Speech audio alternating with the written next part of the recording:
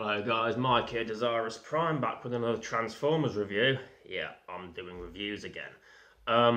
Today we'll be discussing the tank elements of Combiner Wars Liokaiser. This is a toy that I have a lot of opinions about and a lot of mixed feelings about.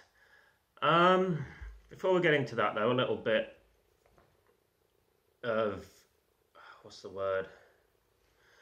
Just want to explanation, that's the word. Why I'm doing this and why I haven't done it in a while. Got my phone flipped the other way because my top 10 review that came out with borders and shit, and I was like, I like the video quality of this. The phone does its job. I don't do this enough to justify buying expensive camera equipment or a tripod or anything like that. This is perched on the tits of my Combiner Wars Ultra Magnus, by the way. Just pushed his head back a little bit. Phone fits perfectly. I began this back in 2009. Yeah, it's nearly a decade of Dez. Next year is my 10-year anniversary. I'm still figuring out what to do if I'm going to do anything about that. I started out with kind of a niche line in the Transformers toy lines. The Star Wars Transformers, and around about this point it was the movies, Revenge of the Fallen had just dropped, and you had the Universe 2.0 and the classics and stuff like that. Alternators, I think, was still a thing back then. A lot of different lines were going around, and they all focused, most of them focused on the in thing at the time, which was G1 recreations and the movie toys. And I'm not saying that's a bad thing. I mean, as we'll get to, you have to tap into that market as well, and that demographic. Because I started differently. I started with Star Wars Transformers, Darth Maul, Obi-Wan, Darth Vader, Luke Skywalker, Clone Commander Cody, Boba Fett. I love some of those figures. I can't stand some of those figures either, but there are still some good ones that I really enjoy, whether they're shit or not. But eventually they dried out, they ran out, and I found myself having to do what everyone else was doing. And it kind of, I had an audience with the crossover stuff that helped me get an audience together or bring in the views, because it was something different. It was something that not a lot of people were doing, whereas everybody was doing universe and movie lines and stuff like that. It's just once that ended, I had to find something else, and all I had was the mainline stuff. And so I tried it for a while, and it just got to a point where I wondered what the point was. Because there are a lot of great reviewers when I started. I'm trying to look at the lens.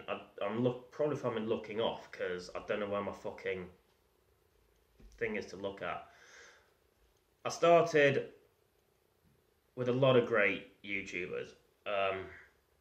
Tatimus Prime, Exaggerated Allergy, Wolfgang 1, Skullgrim 140, Diancis, the real Diancis, not that fucking bitch with a mop that was going around being a complete cocksnogger. Isle of Mess, Wes Needs Help, Smizno, and those ones. They were my generation one, as far as Transformers reviewers go. They were the ones I would watch. They were the ones I would tune into every time. And over the years, a lot of other very good reviewers came through the pipeline. And the problem is, the ones that my G1 kind of faded out. And I don't know what generation I'd belong to, 2 or 3 maybe, I don't know. I started in 2009, someone else can do the maths on that. But they weren't around anymore, or as regularly, and they all faded out for their own reasons. That's fair, that's fine. Kind of wondered where I fit into it. And over the years, like I said, it's been 9. I kind of came to the conclusion that I didn't fit into it anymore. That this wasn't a place for me. I mean, by that point, I'd evolved and moved on to other things as well. So the reviews weren't, they were sparse at best. But I hear talk of a resurgence. Gerard's been talking with Dan, Wolfgang's talking with Tatamus Prime, and they're on about coming in and coming back and doing all this shit. And at first I resisted, but thinking about it, I can still do this. Whether there's a place for me or not, whether that's my own insecurities playing tricks on my mind, I don't know. This might get 5 views like my Defensor review did.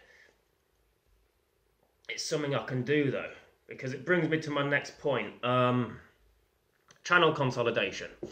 Back when I started, I thought it'd be a great idea to have a channel for Transformers the Soap and a channel for my reviews.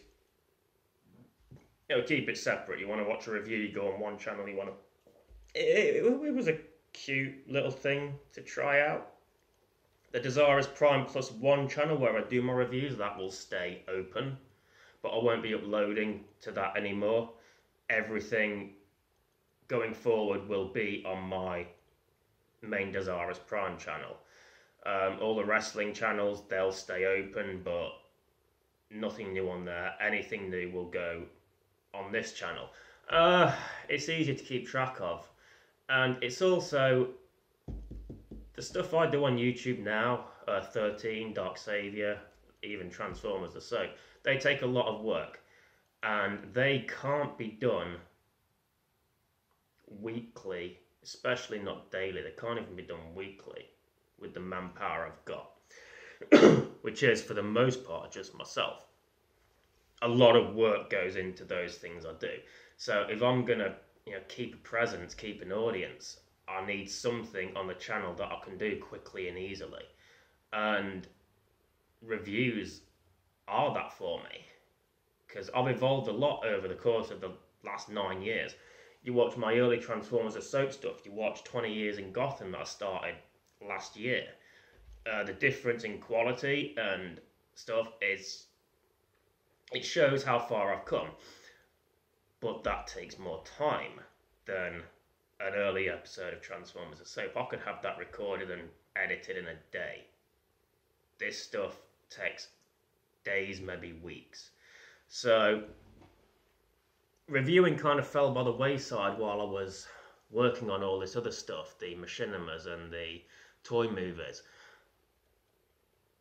But if I'm going to keep engaging my audience and keep my audience engaged, then I can't really disappear for months on end while I'm working on the next stuff. I need something to keep the channel active.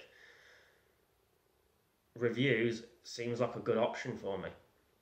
So, yeah, channel consolidation. All the old channels are still open, but anything new, it'll all go on this channel. It'll be a bit of an eclectic mix. I've got my Dark Savior DCUO series. I've got my GTA 13 series. I'm planning a Red Dead Redemption 2 series. Transformers or so, fucking all my Lego stuff, my wrestling stuff, and the reviews. They're all going to be on this one channel. I might need to do a tidy up and categorise stuff more because I haven't really updated my channel layout in a long time, and I probably should.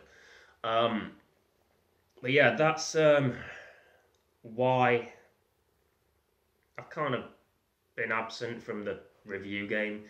A bit like The Undertaker, I probably show up once a year and then I fuck off for the rest of the year. But funny thing is, The Undertaker's probably shown up more this year than me when it comes to Transformers. When I come to Transformers, not the I'd love to see Undertaker do a Transformers review, but probably not going to happen.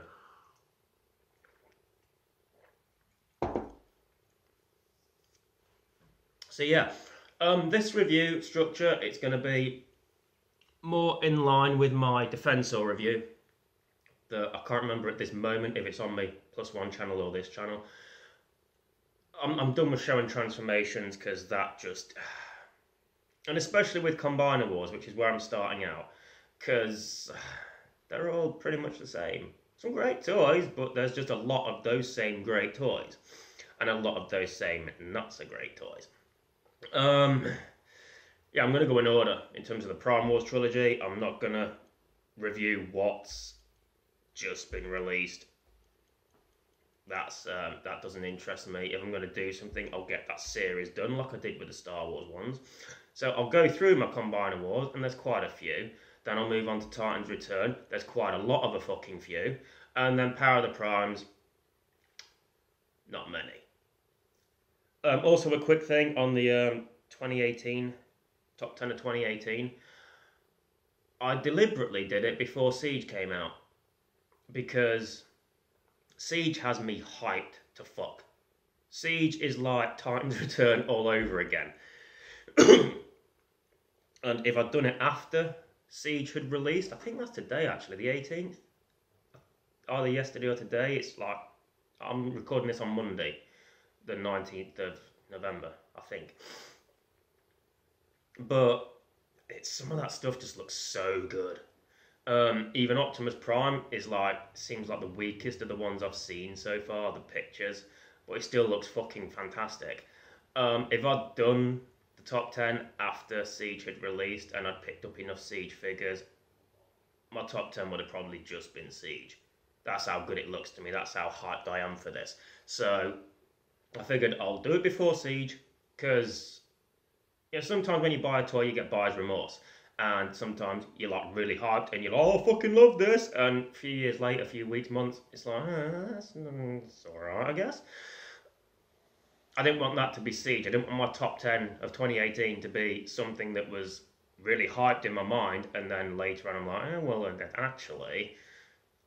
So I figured I'll go with what I've got and what I've had time to generate a decent opinion on. That was my method in choosing my 2018 top 10, which I think I said in the group chat was going to be 5, but it was going cold. I had to finish it. So, ladies and gentlemen, boys and girls, I got a really bit loud there, didn't I? A little bit excited. I haven't done this in a while. So, 12 minutes of talking about why I haven't been around that much. We're going to finally get to a review, and I'm not doing this to pad out the time and get more ads because I don't make money from this, so what's the point? I just talk bollocks from time to time. Liokaiser. I will be reviewing today Ironbison and Drillhorn because they are the same mould. I'll get to Guy Hawk and Hellbat later, and then we will finish with not Leozak. Now, I will probably be extra salty and really opinionated when I get to the Dezaras review. But for now, we're going to look at Ironbison and Drillhorn. They're the Brawl tanks. The Brawl tank, like I said earlier, there's some toys in the Combiner Wars line that aren't so good, and this, in my opinion, is one of them. Let me bring my camera down and see if we can get a better view of these boys.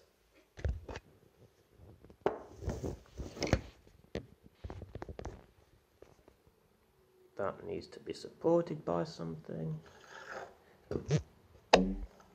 Piss off. I'm getting messages. Okay, so I'll probably just hold it. Now, fuck off, Messenger. I'm trying to fucking review something here. Yeah, the Brawl toy is not a very strong one, in my opinion.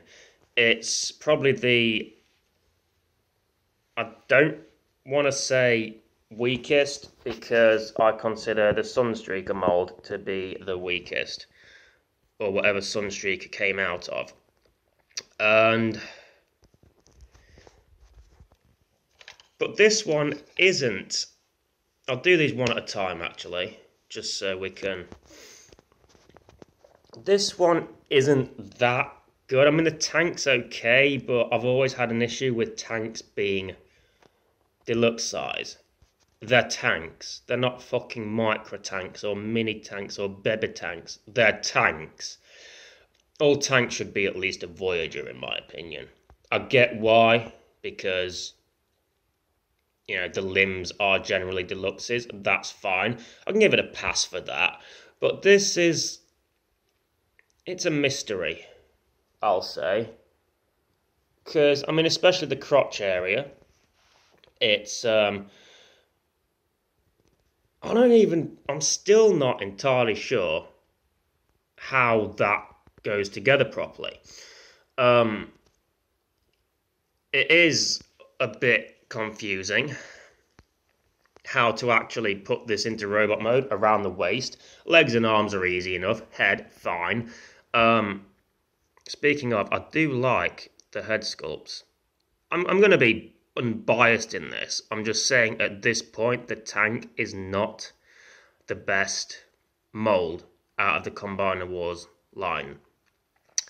But, you know, they are tank characters, so... and this is Repaint City, bitch. So they did what they had to. Having said that, these do look really nice. I love the colour scheme on it. I'm going to go with Smackdown Blue, and it's almost like an ice silver, or the bluish grey. It's like a frosted white. It's one of those colours. I've got the blue right, and just a little hints of red under the arms, the missile launchers under the arms, and also the different blue face. They do look really nice, this one does. A little bit of yellow. There's a lot of different colours in this figure, but not that it makes it look extraneous or incongruous or anything like that. They're all just little subtle things. Like there's a little bit of red, a little bit of yellow, and a little bit of that other blue on his face that makes it it's subtle enough that it's not garish.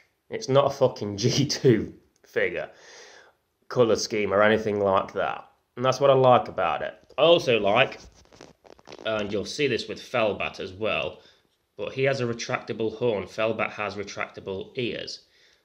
Just little things like that that go into improving the model. Let's go over weapons quickly. Let's put this back up there. Let it regain its focus. So he has the standard dull grey gun that doesn't do anything, doesn't fire. Personally, I don't care about firing weapons because I'm sick of losing missiles. I shot someone on the train once.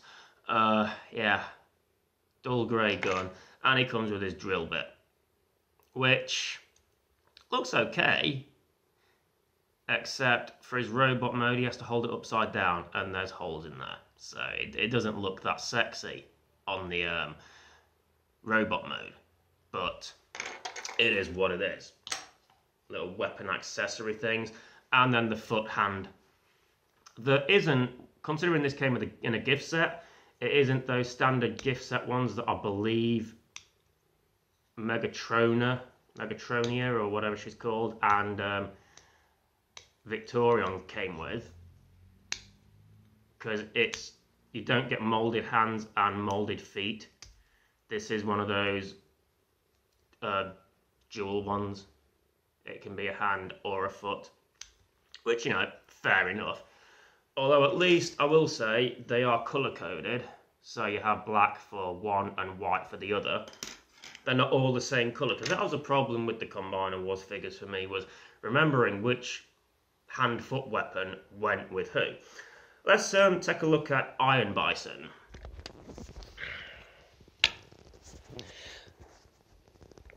Ironbison also has the retractable ears. I forgot to mention that before. They go in like that.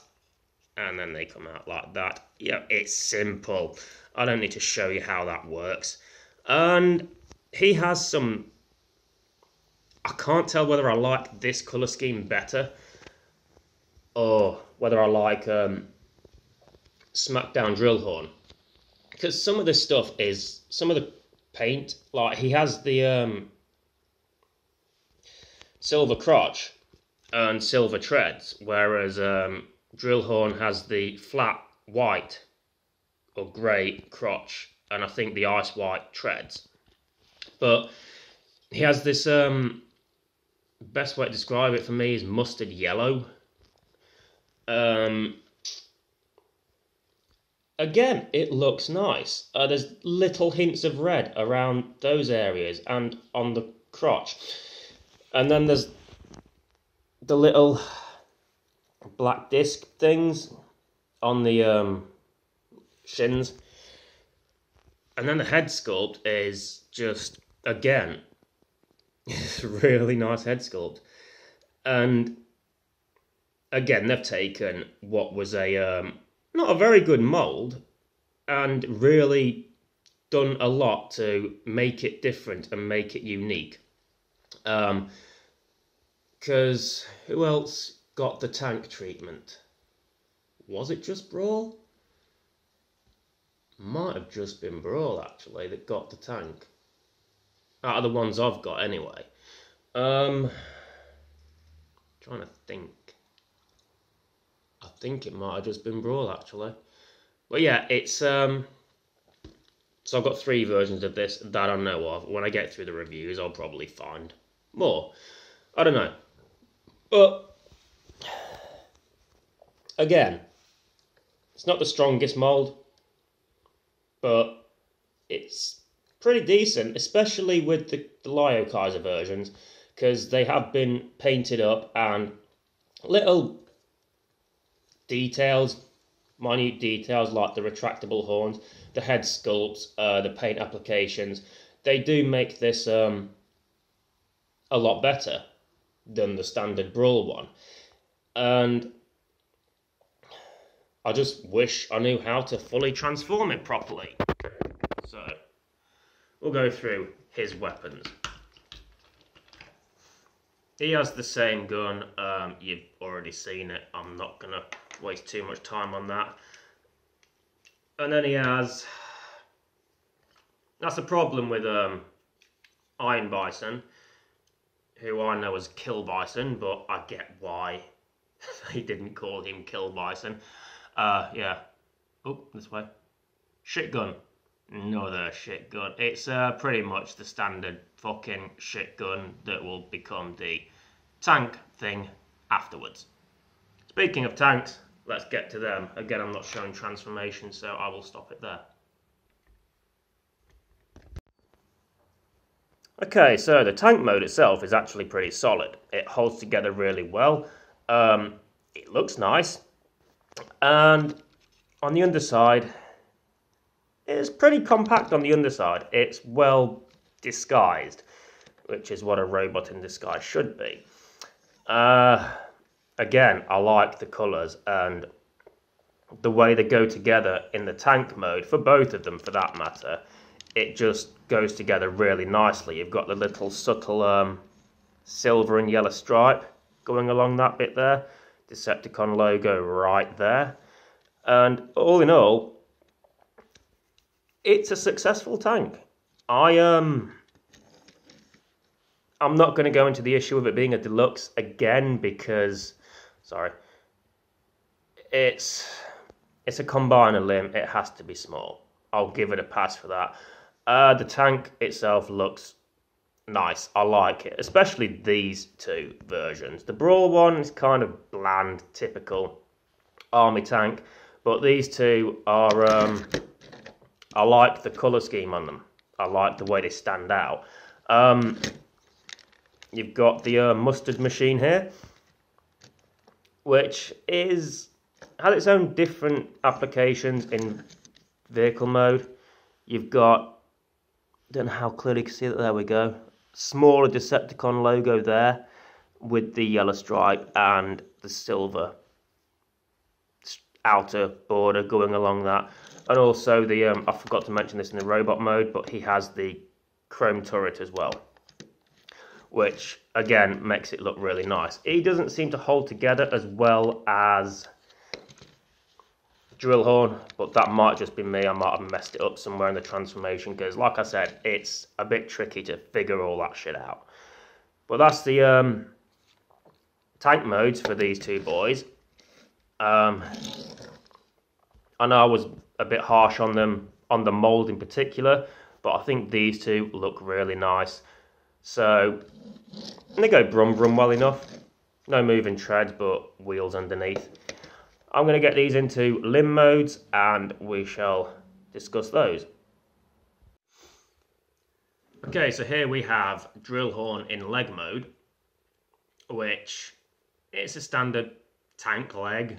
He's got his foot there and his combiner limb there and the drill that pops up. It's a leg, isn't it? There's really not much. I was like this from my Defensor review. Legs are the easiest ones, especially with the tanks. I tend to keep my tanks in legs, which makes the next one a bit tricky because I've got Ironbison in an arm mode and I'm not entirely sure I've got it right. Thing with the other arms is that there's very little gaps. It's easier to, it looks better because it's more compact, but with this you've got the massive gap there due to the spacing of the legs. As an arm, there's a massive thigh gap, which is something I never thought I'd say. I think I've got it right. What I love about these, I do enjoy about these limbs, is it's somewhat open to interpretation. When it comes to the arms especially, it doesn't have to be exactly as the packaging states. It could be any number of things. Not a lot of movement's quite limited in this arm as well. But yeah, it's not the strongest arm, and you can tell, considering you can see my face through the forearm. That's pretty much going to do it for the tanks review of Drillhorn and Ironbison. They are very good versions of this mold. Now the mold I have issues with, but the colour scheme stands out. I like the added little bells and whistles on the head, like the retractable ears and the horn. The little subtle paint apps that make these unique in their own way. How one has Decepticon insignias on his turret, the other one has them hidden away on there. These two are successes as far as the mold goes. Like, I'm actually kind of talking myself into liking the mold now. I'm wondering whether I may have been a bit harsh, because I do really like these two. Especially Smackdown Drillhorn. I like Smackdown. Yeah, this has been Dezaras Prime with my Combiner Wars Liokaiser review, part 1. I'll be back with part 2, which I think will cover Guy Hawk next. You shall see me next time.